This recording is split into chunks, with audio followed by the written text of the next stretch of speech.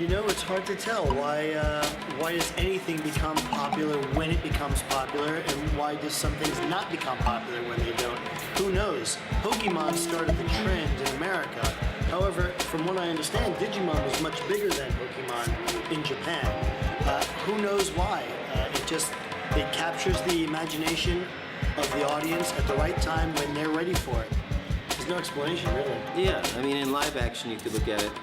You've got a couple of movies, Crouching Tiger, Hidden Dragon, which was a genre that we really hadn't seen in America, but that seemed to be universal and worked globally. And a guy like Jackie Chan, who did martial arts pictures, and then segued into doing not only comedy, you know, and Schwarzenegger, yeah. It's pop culture. There's no explanation for why things hit. Why was Gilligan's Island popular? Still beats me to this day.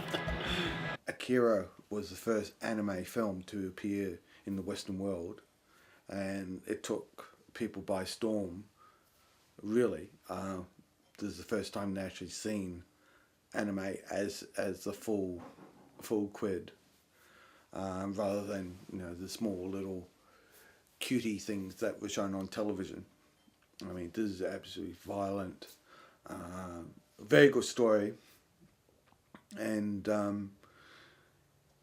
people wanted more. So hence after that came Ghost in the Shell, which increased more people wanting to know more about anime and more people joining anime clubs. There's a very broad audience for anime, and I think there's so many people that don't really quite get it. And if it becomes Americanized in a way that we would understand in America, I think it would reach a broader audience, and that in turn might bring more as, oh, this is an interesting kind of art form. I really kind of dig it. Where does it start? Where does it originate from? And then that would bring them into the origins of the Japanese anime.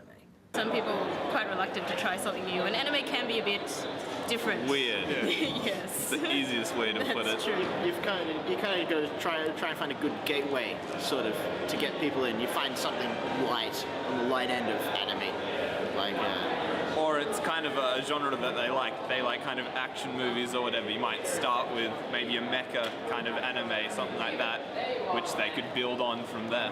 What it can do is it brings sections of the sensibility of another culture, and it brings kind of some of them are accessible, some of them are weird. I think people are attracted to that, you know, because you have to remember in Western culture, we're going to basically bring you a cartoon that's about a dog. It's going to chase a frisbee. Oh, the frisbee's been lost. Will the dog get home?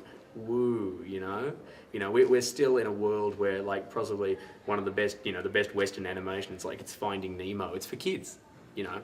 Whereas in Japan, no, it's a serious business, you know. And also, just I don't want to seem controversial, but I'm just going to put it out there.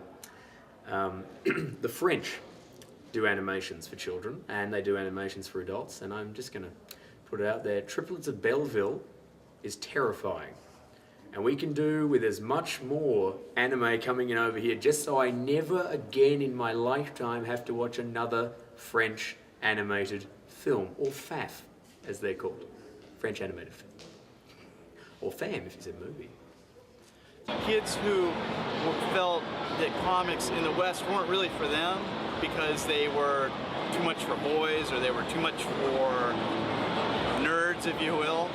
Here they find Japanese comics, it's something for everybody, and that's why it's catching on. Some of the stories that you get in anime and manga, it's not just about a Japanese boy and a Japanese girl. It is about a boy or a girl in a situation.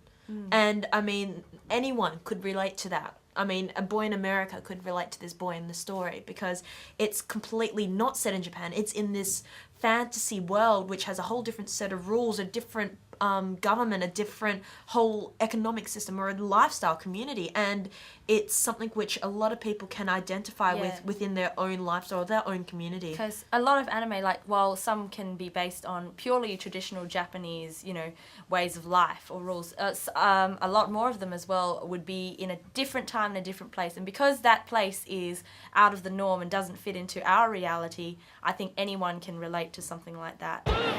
やっぱり実写と違って出てくるキャラクターが